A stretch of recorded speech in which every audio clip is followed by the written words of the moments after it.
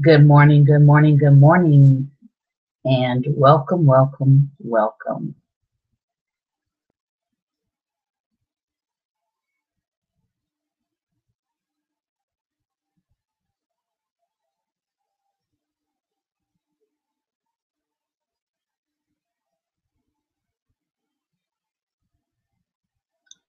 Taking a moment to invite some people in to join me today.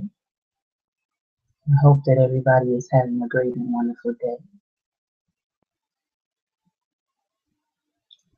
And I'm going to invite the people in that for some reason are not getting my notices.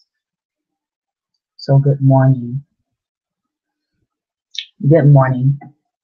If you can hear loud and clear and you are on with me live, you can press the thumbs up.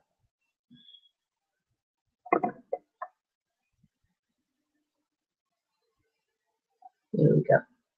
So I want to welcome you to our book talk, Reflections on Race. And we are reading currently White Like Me, Reflections on Race from a Privileged Son by Tim Wise.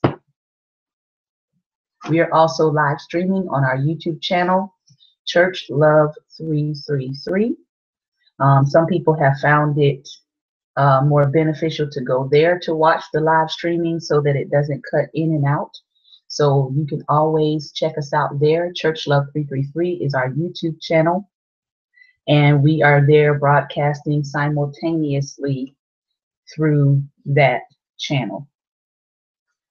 So we are currently reading from Tim Wise's life. Tim Wise is a anti-racism activist, and he is sharing with us his reflections on race from his perspective in almost like a memoir format.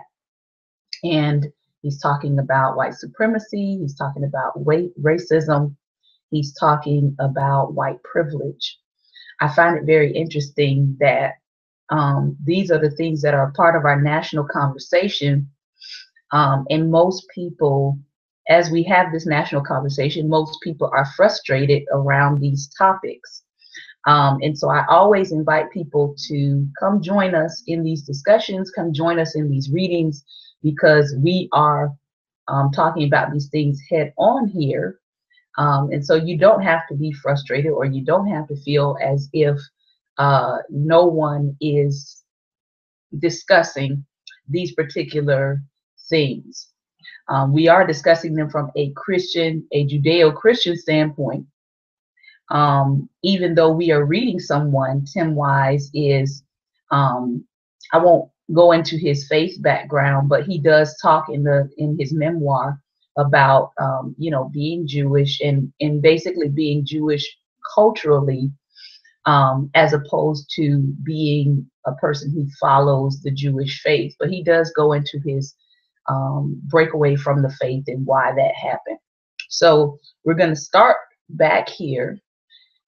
As we were reading day 7, we ended on his elementary school experience and how he noticed that white supremacist systems tend to pit African Americans against Africans. And I've actually had some conversations over this weekend about that very fact. And somebody said, well, maybe it also has to do with Black Americans having xenophobia. And I was like, really? I don't think I've met any Black Americans that have xenophobia. They may have some other phobias, but I don't think I've met any or know any Black Americans that are fearful of strangers, because most of us kind of see ourselves as strangers in a strange land, if that makes any sense, right? We're the only non-immigrant population that was not brought here by choice. So I don't think I cannot recall any Black Americans that I'm familiar with, actually talking about having a fear of Muslims or a fear of Mexicans or a fear of Africans. Um, yeah. So if you know of any African Americans who are xenophobic, please tag me, because I would love to hear these conversations that are supposedly going on, that Black Americans are the ones who are afraid of strangers. So that's just a little caveat to where we were last week. Here we are on day 8, and Tim Wise calls this section the middle passage. So he is talking about starting what happens to his life right before he starts middle school or junior high school back in those days. And then he just goes on to share a little bit about what was going on with his middle school experience and things that he noticed. So we're not going to be reading for long, I don't believe, today. But I think that you will find it very interesting, some of the things that he notes in his experience. So, Heavenly Father, thank you for your goodness. Thank you for your grace. Thank you for your mercy. Thank you for your love. We pray, God, that even as we are reading, that we are reading to understand, we're reading to learn, we're reading to get outside of our own box of thinking. And we're just asking that you open up our eyes, give us your enlightenment as we read and as we seek to understand. In Jesus' name, amen. I am also excited and happy to have my husband in the studio today, so he's listening in as opposed to listening by Facebook. So thank you, Robert Charles, for my breakfast and making sure I'm bright-eyed and bushy-tailed in order to do today's reading. Good morning, good morning, good morning. Please, if you're on joining us live, please share this with your followers. And we're going to get started with our reading.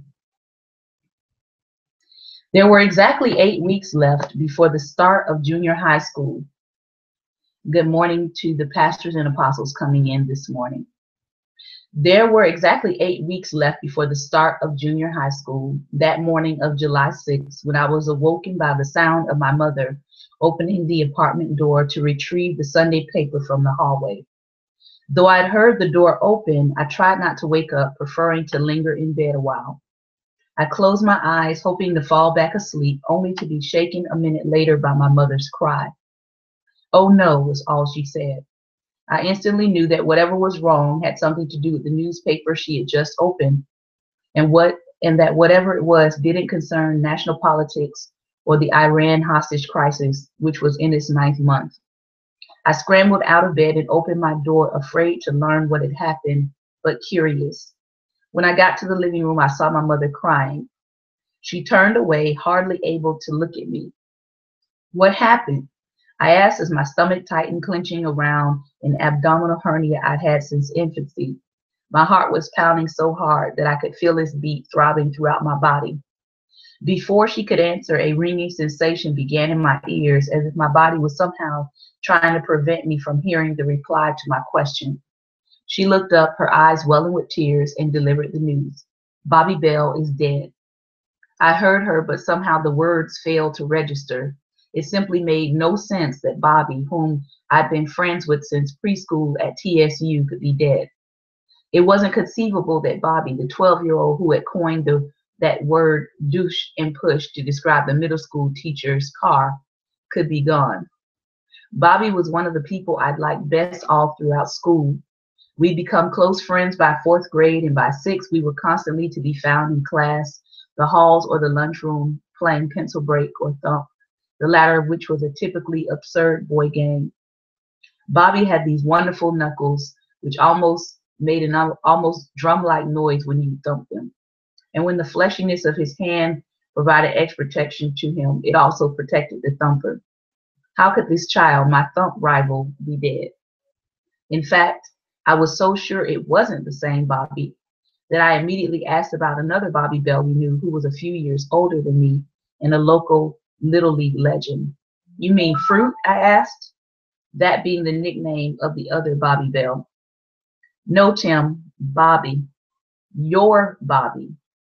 How was all I could think to ask, still completely unwilling to get my head around the loss. The answer would be even harder to accept. He was killed last night at his dad's store. Somebody shot him, she explained. And that's when I knew it was real. It made sense, however horrifying. Bobby often helped his dad at one of the other of his father's stores, convenience markets that also sold some of the most incredible barbecue in town. Bob Bell's Market on 12th Avenue had not been held up even once in the 8 previous years since its opening. Not once. But on that muggy July evening, part of the busy 4th of July weekend, it would be. And although little Bobby had done everything the robber had asked, stuffing money in a bag, quickly, even as he cried the frightened tears that any child would shed, looking down the barrel of a gun poised mere feet from his face, he was shot in the head anyway at point-blank range and died in front of his father. As he fled the store, the shooter, Cecil Johnson, later identified by Bob Sr. and other witnesses, shot and killed 2 other men in a taxi outside. Angry and confused, I spun around and shoved my fist into the wall. I was so numb that I couldn't cry, and I would stay that way for days, weeks, months, even years. In fact, the first time I think I ever really let myself cry about Bobby wasn't until 5 years later when I would talk about what had happened during a speech class in which the assignment would be to discuss something emotionally painful that we had experienced growing up. Both Bobby and his killer were Black, the former the victim of, and the latter a practitioner of a kind of racial self-hatred that has sadly claimed the lives of far too many African Americans over the years.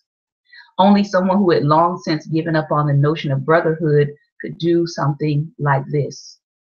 Only someone who had long since concluded that human life was disposable, in this case, Black human life, much like his own, could think to fire a .45 caliber weapon at a child while his father watched, all for $200 and some change. And in turn, the state of Tennessee would return the favor, seeking and obtaining a death sentence for Cecil Johnson, a rare occurrence when the racial identity of both the perpetrator and the victim is Black. Studies have long found that death sentences are far more likely when whites are killed, especially by Blacks. And in Davidson County, no death sentence had been obtained between 1976 and when the Supreme Court reinstated capital punishment by the time of his trial. But in this case, the death of such a caring and loving child helping his dad, from whom he had been inseparable, was enough to justify, in the eyes of the jury, ending the life of Cecil Johnson. I cared deeply for Bobby and was grieved by his death. So too I understood why his father was steadfastly supported a death sentence for the man, good morning, who had taken his only son from him right in front of his eyes.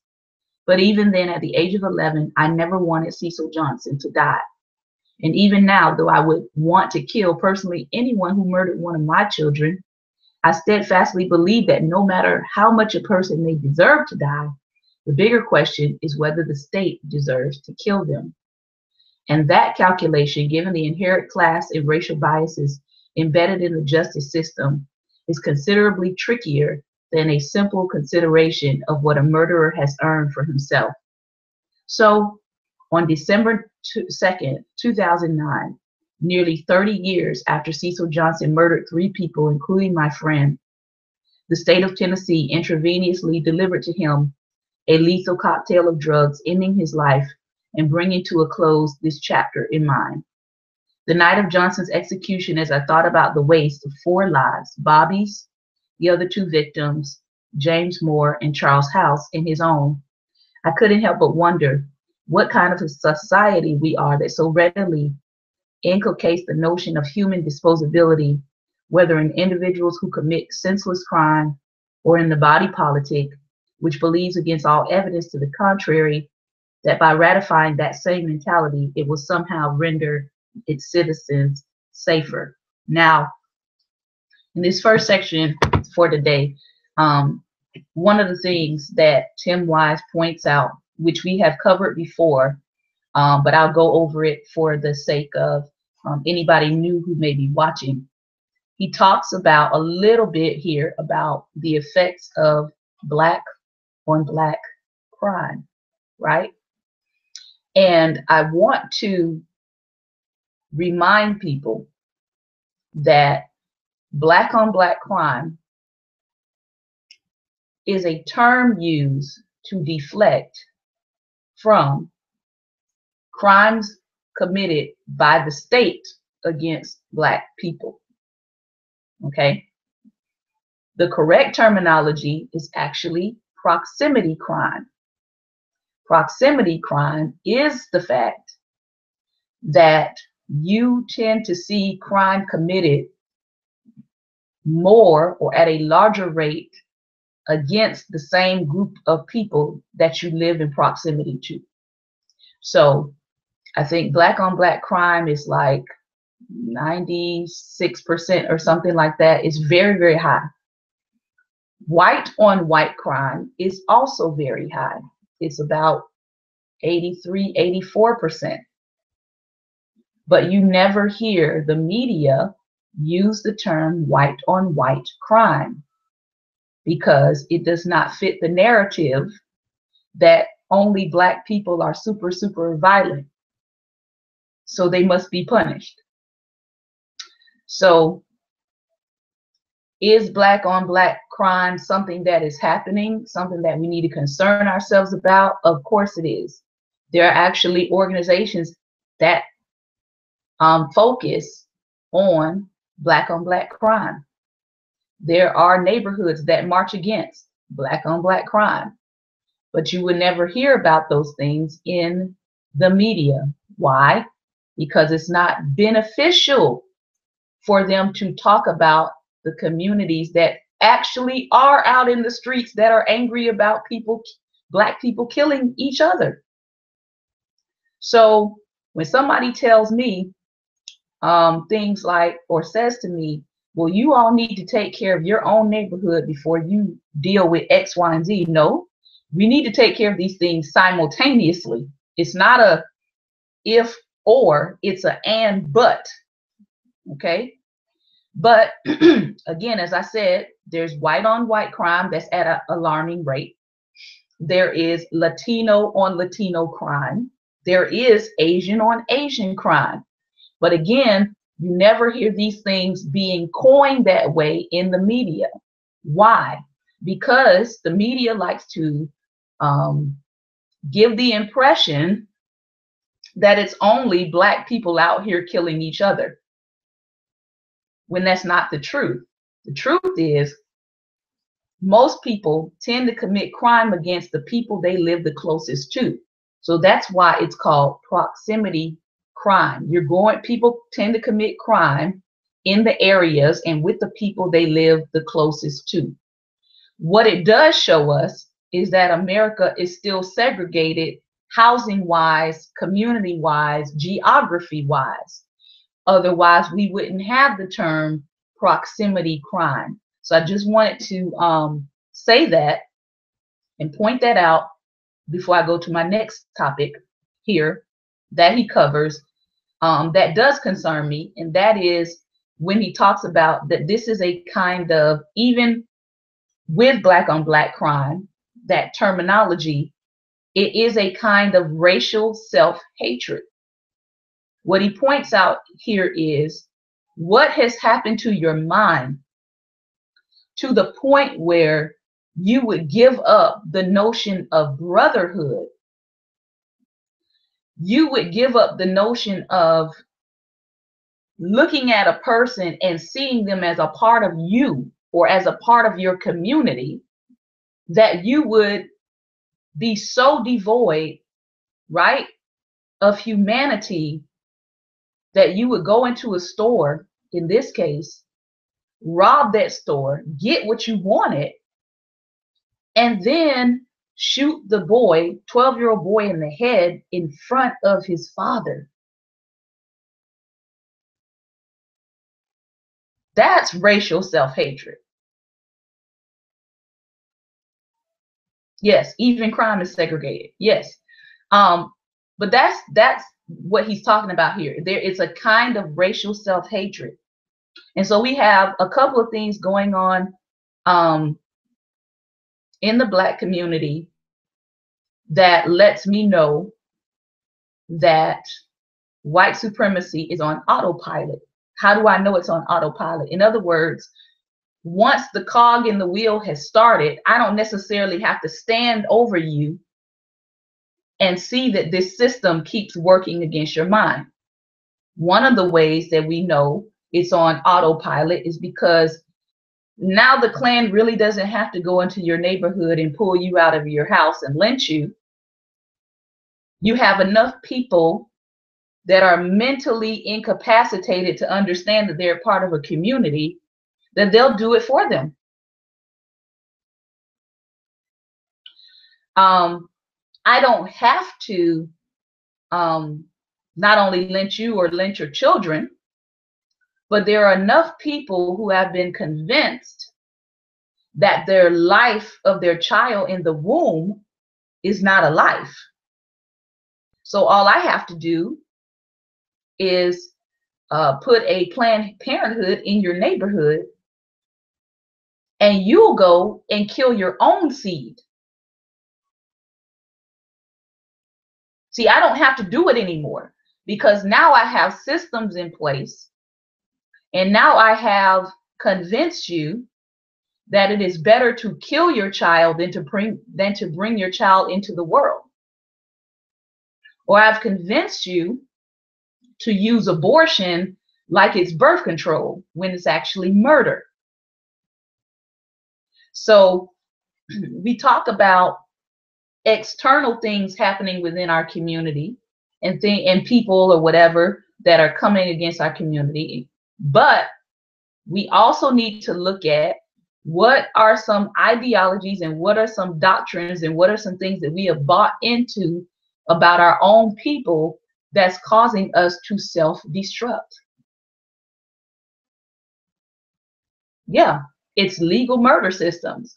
And so if I tell you it's legal to do this, as Dick Gregory famously said, he said, remember, slavery was legal.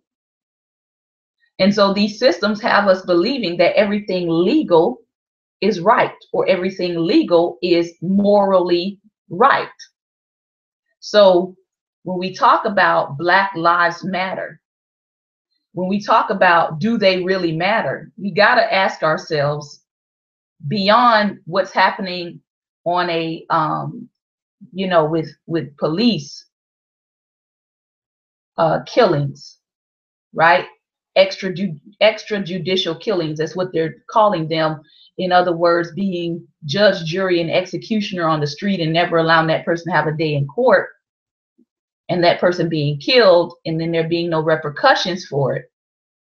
We also have to look at, remember, it's not an if or, it's an and but. So that doesn't excuse what's happening, but we also have to look at what are some things we are doing in our own community that is also killing off our future generations. So I'm glad that he pointed this out. All lives, Black lives matter. The unborn ones, the ones that are in our neighborhoods, the ones that are gunned down in the streets, all lives from the womb to the grave. Our elderly, their life matters too. So let's keep reading. Junior high was difficult. To begin with, it looked like an industrial building where a call center might be housed. One level, bland office park architecture, hardly any windows. It was and still just is one brick structure capable of squeezing all the joy out of the educational process by virtue of its physical plant alone. Amen. Keep ruffling the feathers. They need to hear it. Though internally it had been constructed as an experimental, even progressive attempt at open classroom learning. No walls between classrooms, the idea being that teachers could co-teach in learning pods. Yet none of my teachers took advantage of this open classroom approach. They didn't seem to believe in it, so the architecture of the building, which could have been a liberation in the hands of the right teachers, became little more than a wall-less open arena for noise. Adding to the absurdity of this school, Moore was part of a larger campus which included a Metro Nashville Park and recreation facility. This meant adults had access to our campus grounds at all times of the day, even when the kids were in session. This became a strange arrangement that led to Moore, my school, being considered one of the easiest places to buy drugs in the city. A national news program had actually done a feature on drug availability a few years after its opening. Of course, whites had been shocked, and I'm sure the Boones were, to learn that there were drugs in their communities too, let alone that those who were selling them from their neighborhood school were mostly white like themselves. On the first day of 7th grade, as we were trying to acclimate to the new surroundings of junior high, I noticed my old friend Bobby Orr headed my way. I hadn't seen Bobby since the end of baseball season. We played on the same team, so I greeted him with a hearty, "What's up?" But I got no reply.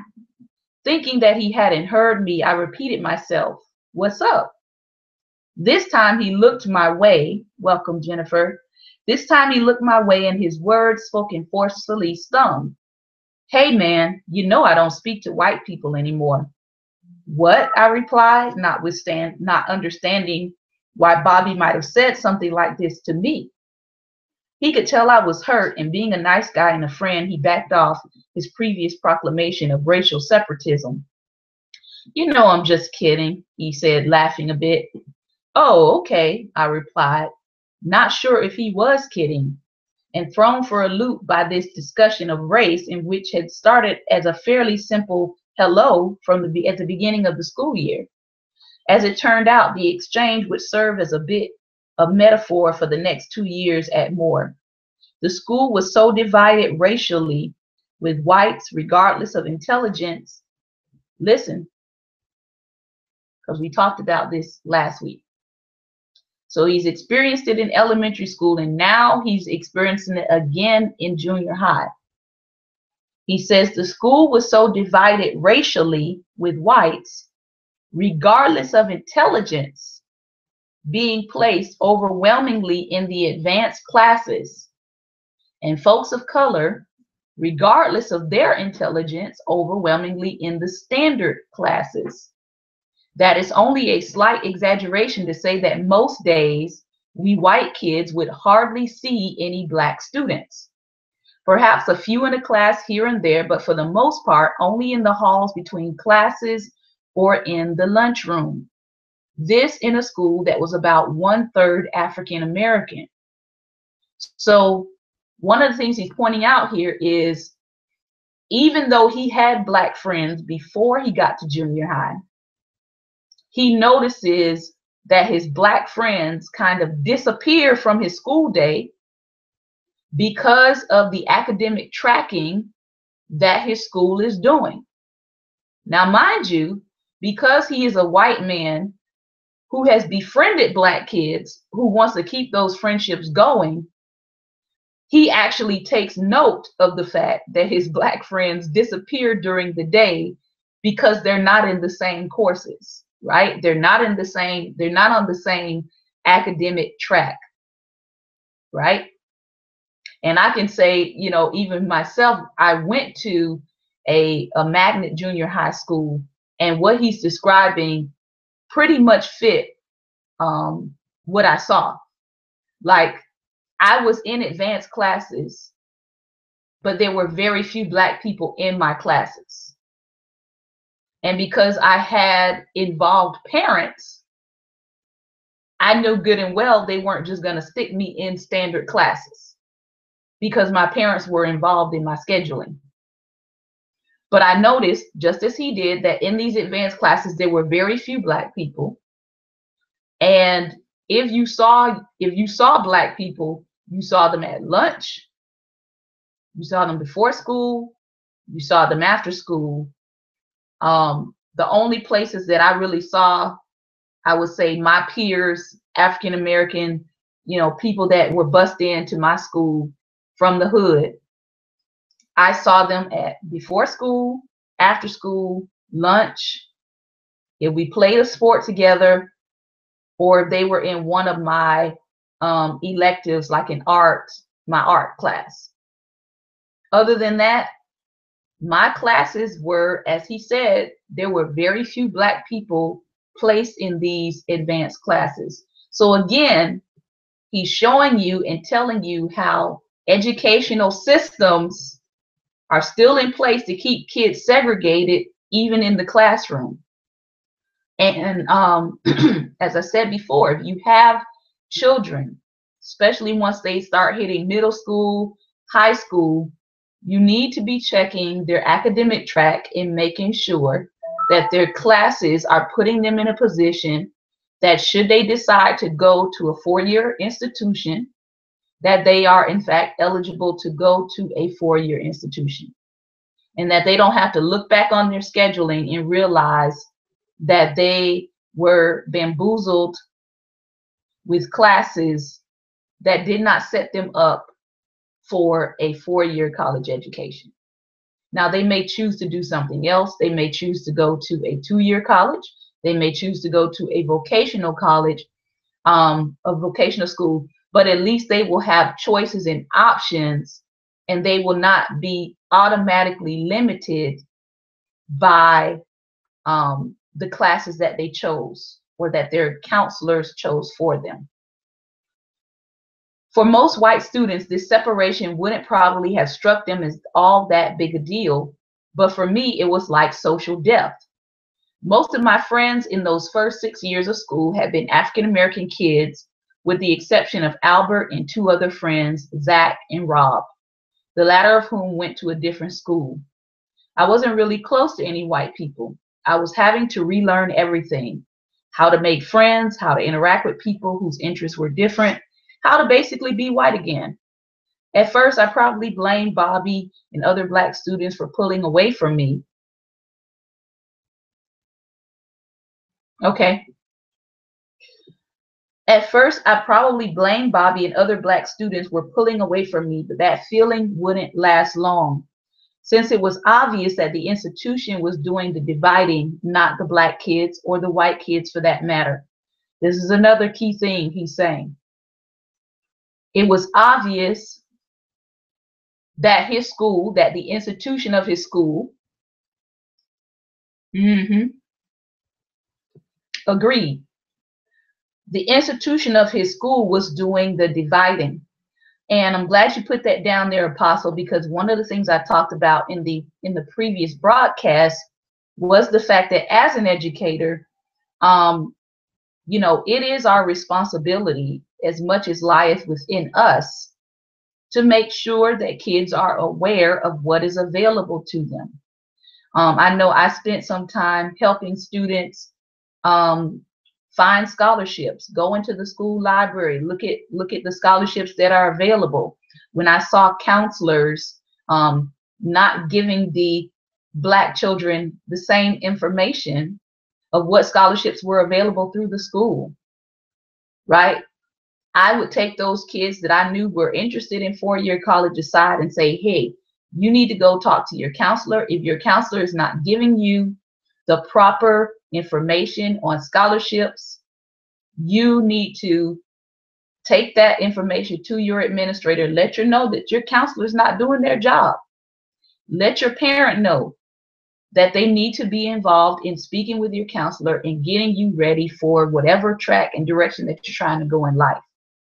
So, I feel very strongly about that if you're an educator and you see these things happening, that you shouldn't just say, oh, well, I guess he's gonna or she's gonna fall through the cracks. No, it is okay to let students know what is available.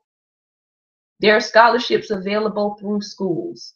There is, not just the scholarships where you have to go search for them, but there are scholarships available through the school that the counselor should be letting students know about, and not 2 weeks before the information is due, right? Some of these scholarships are yearly, so these counselors know when these scholarships are posted. They know when the deadlines are. They know the requirements. They even know the GPA requirements.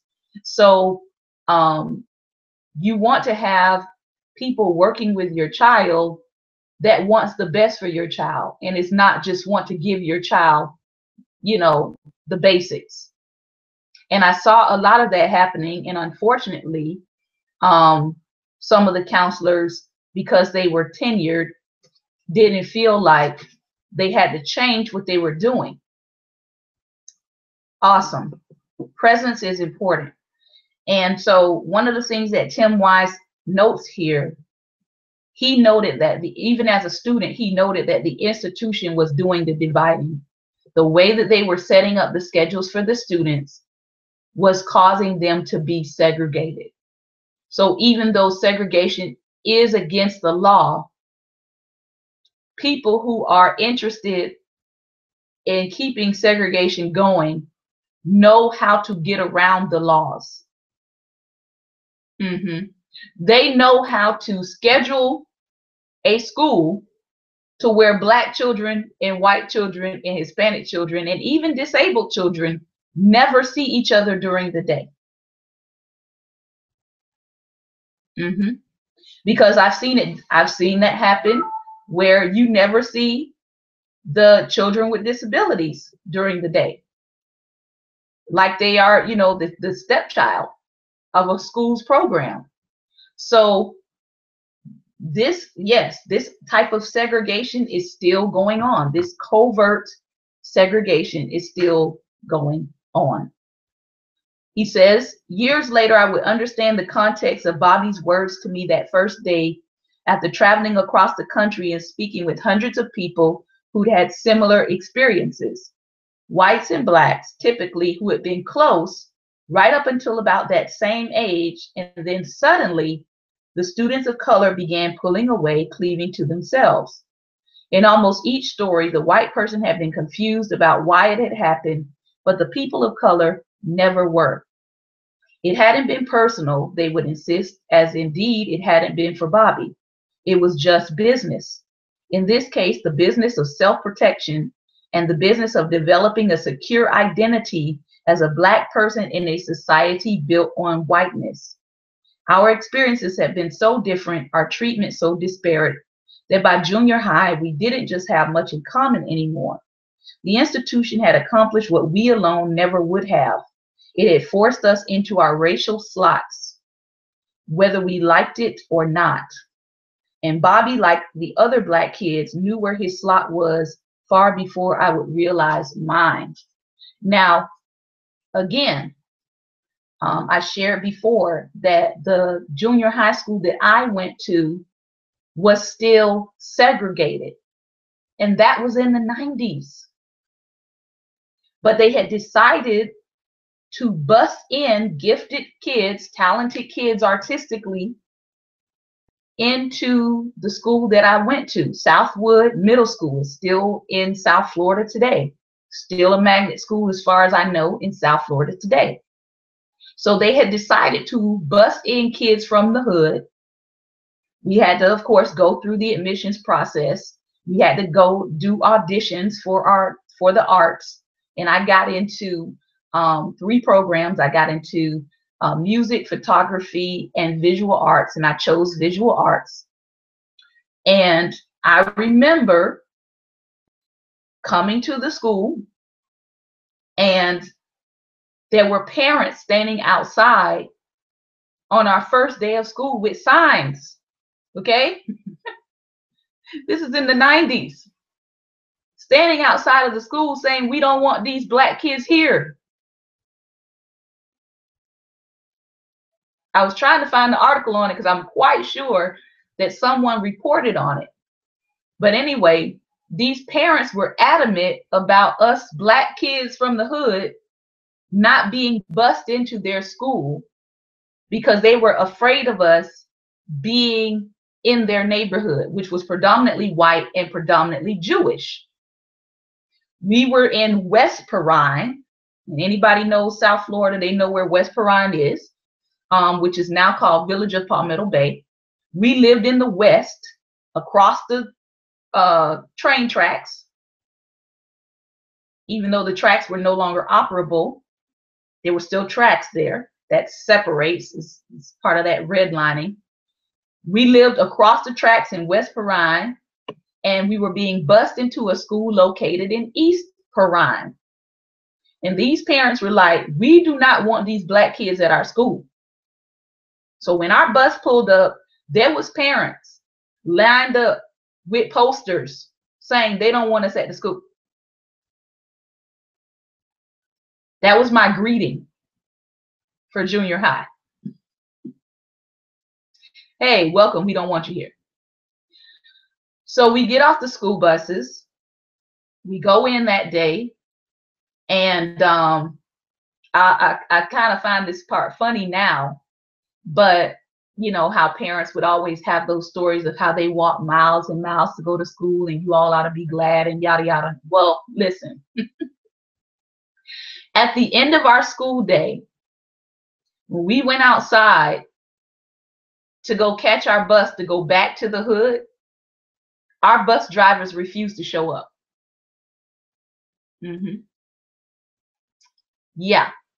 So I'm in junior high and I'm standing outside and I'm like, where is our school bus? And our buses did not show up. And the school did nothing about it. So guess what we had to do? We had to start trucking. We had to start walking. And I'm not talking about 1, 2, 3, 4 miles. So all of us from the hood that day walked home because our buses refused to come back to the school and pick us up to take us back to the hood. So when people talk to me about segregation and busing, and no, I lived it. And that was in the 90s. Now, were our parents from the hood livid when they found out we had walked home from the school? Yes, they were.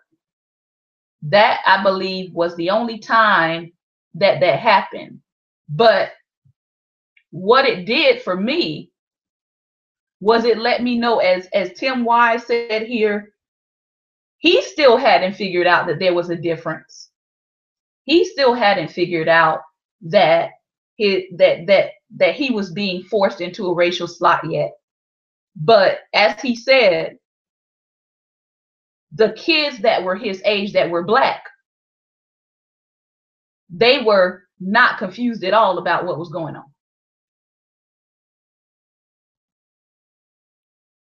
They knew that they were being treated differently. And he makes a point of saying it's almost like right between elementary school and junior high school that these shifts really start becoming defined, and that black students really start learning that this society treats them differently. And so, as he was saying here, his friendships started to shift. That the black people that he was friends with up until that point started pulling away from him and started to try to build community with themselves and strengthen themselves as a measure of self-protection. And I will say, even in the school that I attended, because it was on the wealthy side of town, you could, especially in that school, you could see that there were definite distinctions of class. There were definite distinctions of race. You know, the Asian people hung with the Asian people, the Latino people hung with the Latino people, the black people hung with the black people, and sometimes the hood hung with the hood. So, you know, middle school is a very defining time for just childhood development in particular. You know, students are trying to find out who they are. They're trying to find themselves. They're trying to find their identity. And the things that happen within race is a part of that defining of their identity. And unfortunately, as he said, institutions know what they're doing. Institutions begin to start making these defining moments happen through the academics, through the social climate of a school. It does play a part in how students begin to shape their identity. I look at some of the stuff that's happening now here in 2016 with the stand that students are taking in at middle schools and high schools in terms of you know, bowing the knee right at their school events. That is a huge deal. People don't realize that, but that is a huge deal for a child to take that kind of a stance. It's one thing for an adult to do it, but it's a whole other thing for younger people to do that same thing.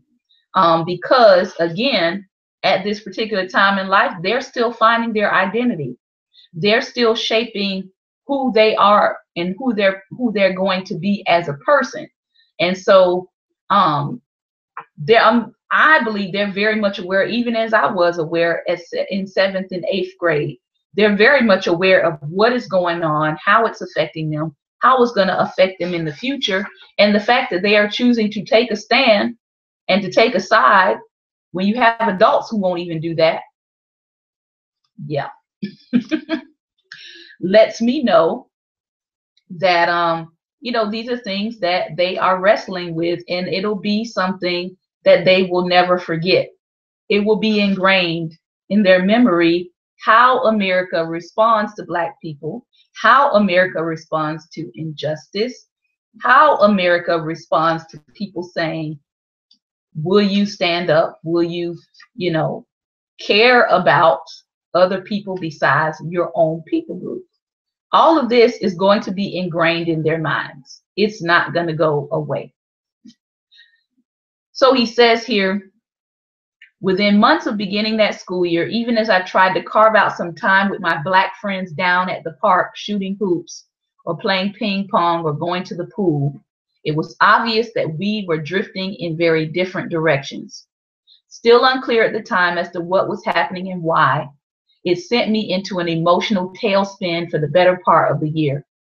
My grades suffered miserably. I failed a class for the first time, and generally I had no appetite for school anymore. My dad thought I was on drugs, which probably made sense to him because he was on drugs, but I wasn't. I was just lost. I wasn't really sure how to be white, but I figured I could fake it. The music I listened to changed almost overnight, or at least I would claim that it had. When people asked me what kind of music I liked, I felt compelled to lie, to say things like Foreigner, Journey, Cheap Trick, even though I hated the first, could only stomach 2 songs by the second, and knew nothing about the third. Albert was a huge Billy Joel fanatic, but I couldn't abide him either. So when he would rave about the Piano Man or even occasionally break into song, I would just roll my eyes. I was over Kiss by then, and as for hip hop, I got the impression that I wasn't supposed to like it. It wasn't what the other white kids were listening to, so I figured I should get with the program. In fact, for most of the 7th and 8th grade, I think I just stopped listening to music altogether. Adding to the general awfulness of junior high, Moore was the school where all the white teachers who had tenure and had refused assignment in the blacker schools before busing had insisted they be placed after it. By the time my class would get there, it was filled with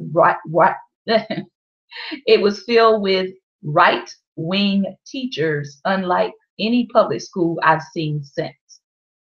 Though a taxpayer-supported institution, John Trotwood Moore's faculty and administration might as well have been culled from a directory of some evangelical Christian ministry.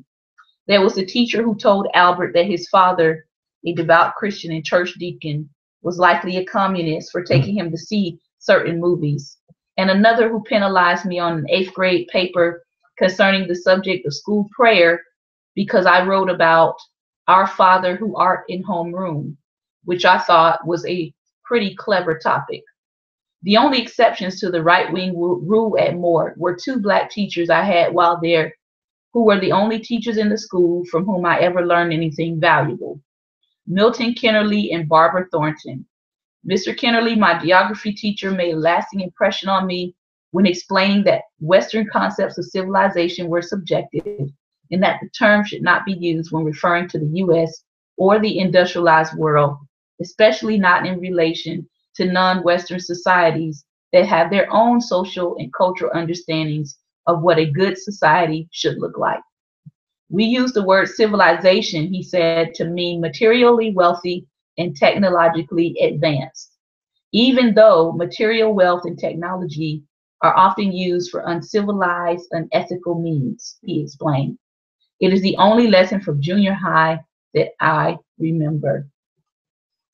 So again, he's talking about the fact that because he is being separated through the school curriculum, because he's being separated from the black friends that he had before, he's feeling out of place. He's feeling like, you know, I've got to relearn my culture in order to fit in with the kids that I'm now being grouped with because of the scheduling of his school.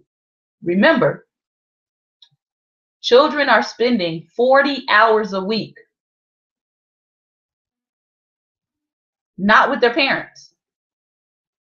That is a lot of time to be indoctrinated.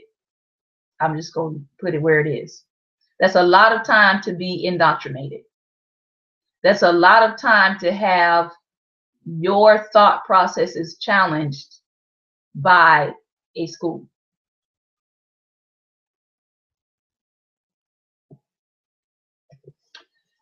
He says, I was miserable all throughout my 2 years at Moore, but never so much as the day we were corralled into the auditorium to listen to the personal testimony of some 20-something fundamentalist Christian who had been brought in to encourage us all to join Young Life, a Christian youth group.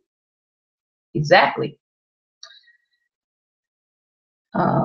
As one of 7 or 8 Jews in the school, I sat utterly amazed that we were being required to attend this modern-day equivalent of a tent revival. I looked around the auditorium, hoping to lock eyes with any of the other Jewish kids, wondering what they were thinking, but had no luck. Finally, after about 10 minutes of the presentation, I could stand no more. I stood up and walked out of the assembly.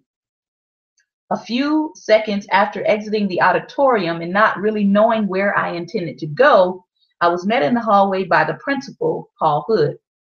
Where do you think you're going? Mr. Hood asked, clearly agitated by having exited the pep rally for Jesus that he'd thrown together with little or no regard for such niceties as the Constitution. Thinking as quickly as I could, I offered the only answer I could conjure on a short notice. I'm going to call my lawyer, was my reply. You're 12. You don't have a lawyer, Mr. Hood replied, calling my bluff. No, but my parents do. I responded, not really knowing if this were true, and it's illegal for you to make us listen to that guy. Mr. Hood stood like a deer in headlights in the hallway of the school, over which he ostensibly had control. Frankly, I'd been scared to death to challenge his authority that way, but had done it because I knew my parents would back me up if I didn't get satisfaction. In this case, an apology and a promise not to let it happen again. And I knew I'd have their support because they had made certain things clear to me from the beginning of my school experience. As I stood there facing down the principal, I flashed back to my very first day of first grade, the day I'd been given the encouragement to do exactly what I was doing that afternoon. I had begun as a first grader at Burton Elementary, sent off to school with some clear admonitions from my father. Rather than the traditional be polite to your teachers or have a great day, I was given two simple instructions. First, that I was to let no one spank me. Corporal punishment was still quite legal in the South at that time and even now. And second, that I was to allow no one to make me pray, something that, despite Supreme Court precedent outlawing the practice, it was still occasionally tried in public schools throughout the area. It's hard to put into words the degree of entitlement that comes from knowing, even at the age of 5, that your parents have your back and that if some authority figure gets out of line, your mom and dad will support you. But that is what I was told before I was told anything else about this thing called school. My parents were letting me know that injustice happens and they wouldn't stand for it and that I shouldn't either. Now, he learns this at 5.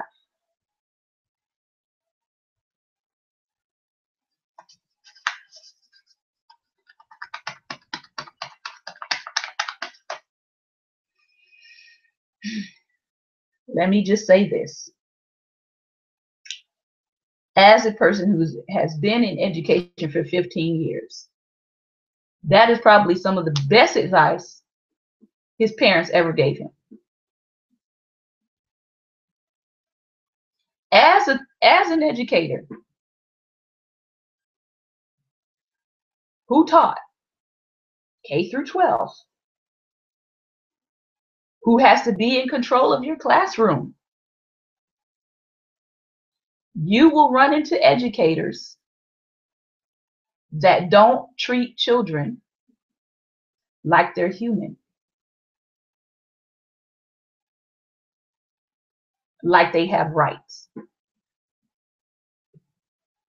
And I'm not just talking about a young person that's just disrespectful, but I'm talking about the fact that, as his parents was pointing out to him, injustices do happen. And that, yes, a teacher, administrator is a person of authority. But if it ever comes to a point where they're doing something as an authority figure and you know it's wrong, your child needs to be able to come to you and tell you that they said no to an authority figure because that authority figure was doing something wrong.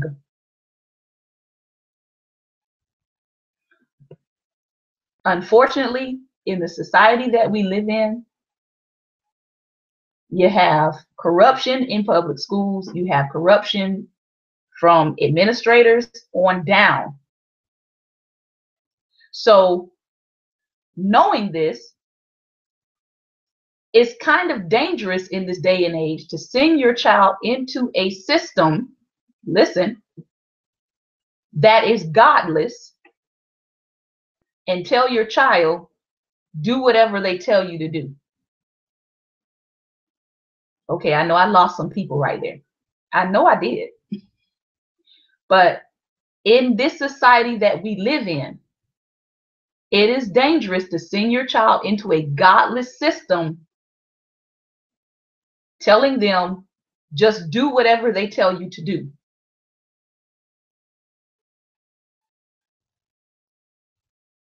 Okay? And I'm saying that from the education side. I would not treat my students as if they had no rights, because students do have rights. And, you know, whenever I would start a class, I would actually go over what my students' rights are. But I can tell you, lots of administrators and lots of educators do not do that. There's a reason why the first week of school, most of the time, you are encouraged as an educator and as an administrator to have assemblies around your student code of conduct. You are encouraged to go through the student code of conduct and the handbook for the school the first week of school with the students. I can't tell you how many educators don't do that. They just start teaching.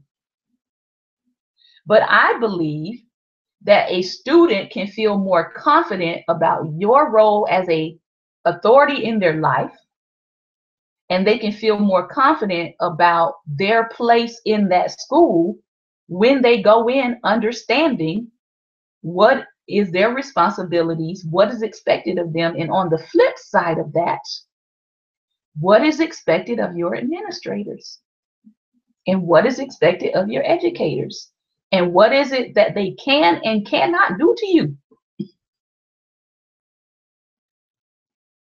And even in discipline, that there's actually a process of discipline. If a child is on a first offense for something, right, you shouldn't automatically go to suspension. There's supposed to be a process, and it's in the student handbook. But guess what? If you're that parent that just signs a form and never looks at the handbook, but you just want to get it out of the way and rush your child on, once you sign that, whether you read the discipline procedures or not, whether you read the grading procedures or not, you are responsible. And that school, all they have to do is pull up that sheet where you put your signature down there saying that you understood. But we're signing things that we don't understand, and we're signing things that we don't question. Because if you read some of this stuff needs to be challenged, like dress codes. Some of this stuff needs to be questioned, like grading procedures. Some of this stuff needs to be questioned, like testing and testing times and the amount of tests. It needs to be questioned. But if you sign without questioning, you're in essence giving up your right to really go back and contest some things before it poses a problem to your child. So this was very important that Tim, his parents, let him know at age 5. Because usually a child's personality is really shaped by 5 and really by 3. So his parents are letting him know at an early age that injustices do happen, unfair things do happen, even through adult and authority figures. And we don't want you as your parents, Tim, we don't want you to be afraid to challenge injustice. We don't want you to be afraid to come to us as your parents and say, something happened at school today that was not right. There are lots of students that if you just sat them down and asked them the question, what happened at school today that was not right? I'm quite sure they can give you a list. Just tell them to start when they got on the bus. What happened that you saw that was just not right? Whether it was peer to peer, or whether it was administration to peer, or whether it was teacher to peer. But a lot of students, unfortunately, because the parental figure may be overworked, or the parental figure may not be in that kid's life, they don't really feel like they have the power to stand up and challenge injustice. I know that depending on how much information a school has about students, that sometimes they tend to feel like they can get away with certain things with students that don't have parents, or students that don't have parents in the home, or if the child comes from a single parent home. But as Apostle said on here today, that she is very, very involved in her child's life. I looked back at the incident with the girl last year that was pulled out of the classroom by the resource officer, right? Everybody saw that video, that the officer yanked her out of the desk, dragging the desk with her, flipping the desk on top of her, slung her around like a rag doll. Now I do believe he was not disciplined, but he was fired, but he was not charged. And then the charges that were against her and the students videotaping, those charges were dropped. But the reality is, this teacher and the administrators knew that girl's situation, that she really did not have adults in her life that would have come and stood up for her. Now, think about it. If that same girl's parents were there in her life, or that same student's parents were wealthy, or that same student's parents was the head of the PTA, right? Or the sports boosters, and they gave a lot of money to the school, do you think that that child would have been treated the same way? We know the obvious answer is no. They would have given careful consideration before they stepped in the classroom, and they would have handled her differently. So one of the questions that comes out of this today is, do kids feel powerful enough? Do young adults feel powerful enough to challenge injustices, to challenge racism?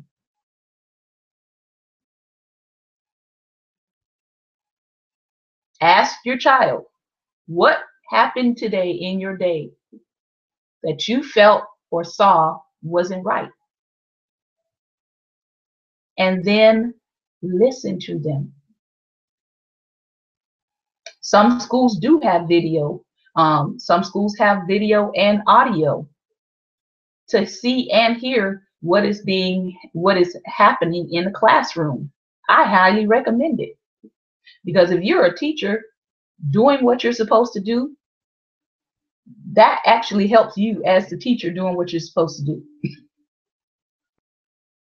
Because all they have to do is rewind the tape and press play.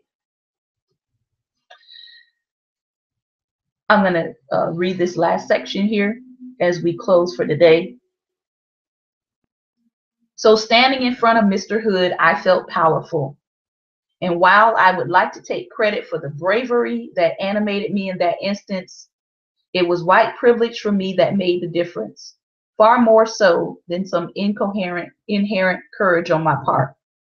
After all, how many kids of color would have felt empowered enough to stand up to the school administration to protest the academic tracking that was relegating most of them to lower academic tracks than their white counterparts? How many would have felt empowered enough to stand up to the unequal discipline being meted out to students of color relative to whites, even when the rates of rule infractions were indistinguishable? In a very real sense, white racial privilege had empowered me to stand up for myself and for social justice more broadly. Knowing that my parents would go to bat for me had meant everything, but the fact that they would have done so had nothing to do with their love for me. Rather, it was predicated on the privilege that allowed even a lower income white kid like myself to feel certain enough about my rights as to challenge those who would abuse them. The story had been about institutional Christian superiority and marginalizing of me as a Jew in the school assembly, but it was equally about the way that even Jews, with our historically inconsistent and situational contingent whiteness, can still access the powers of our skin in ways that make a difference. So this concludes our reading for today. I hope that you all got something out of today. He talks about a lot of things in this particular section. He talks about racial self-hatred and how that further diminishes the Black community, with Blacks killing Blacks.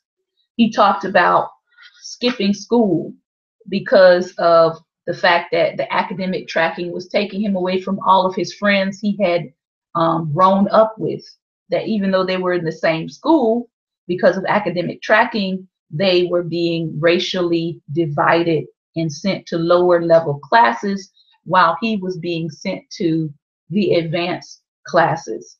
He talked about how institutions deliberately do this through how they schedule student courses, so that there can be a day where all these students are in a school together, but the whites don't see the whites, Blacks don't see the Blacks, maybe the disabled don't see the rest of the population. And then in closing, he talks about challenging the structure of what was happening at the school that was violating his constitutional rights. So again, if you have children, you're watching this today, I would encourage you to sit down with your child and ask them, did anything happen in your day, pupil to pupil, teacher to pupil, administration to pupil, that did not seem right? And see what they say. See if they give you any feedback. All right. So this was our talk for today. Tomorrow will be day 9, and we're going to be going into Tim Wise talking about his identity as a European Jew. Hope that you got something out of this today. I hope that you're having a wonderful motivational Monday. Take care and God bless. Again, thank you for joining us today. I hope that you have a great and wonderful Monday. Take care and God bless.